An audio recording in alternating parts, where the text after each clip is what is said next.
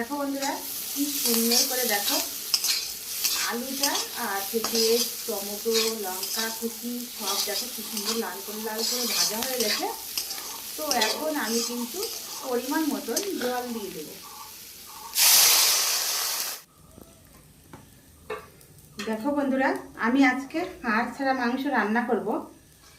তো আমি দেখো আগে ভেজে নেব কিন্তু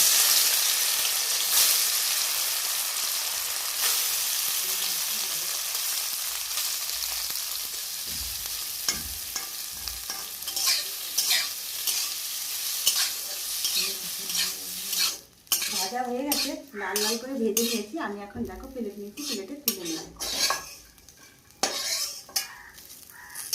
নিয়েছি, এই সেদ্ধ করে নিয়েছি। দেখো কড়াইটা কিন্তু দিয়ে দিয়েছি, সরষের তেল কিন্তু আমি দিয়ে দেব।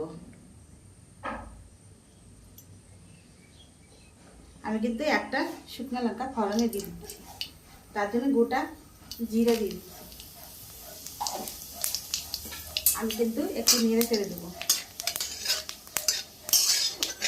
বাটি পেঁয়াজ কেটে রেখেছিলাম ওটা দিয়ে দেবো। দেখো একটা টমেটো ছোটো পরিমাণের মতন একটা টমেটো কেটে রেখেছি, আর কয়টা কাঁচা লঙ্কা ছিঁড়ে রেখেছি, ওটা আমি দিয়ে দিলাম।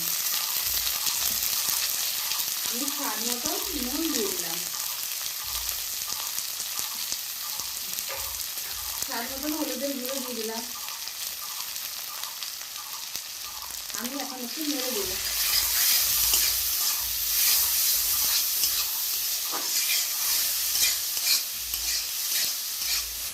দেখো বন্ধুরা মশলাটা কিন্তু ভাজা ভাজার মতন হয়ে গেছে, ভাজা হয়নি। তো দেখো এখানে সেদ্ধ করা আলুটা ওটা আমি দিয়ে দেবো, কেননা এই আলুটার সঙ্গে কিন্তু মশলাটা ভাজা হয়ে যাবে, আলুটাও ভাজা হয়ে যাবে। তো দিয়ে দিলাম।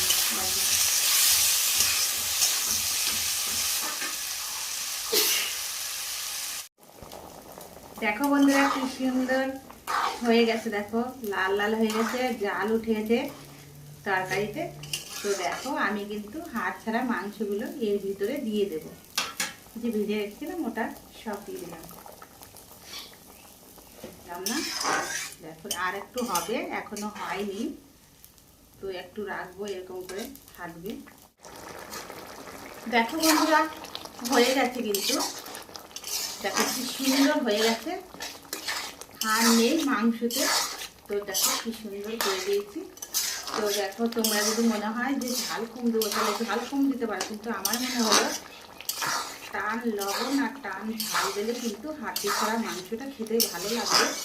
তো দেখো বেটে রেখেছিলাম একটু জিরার গুঁড়া, ওটা আমি উপর দিয়ে দেবো।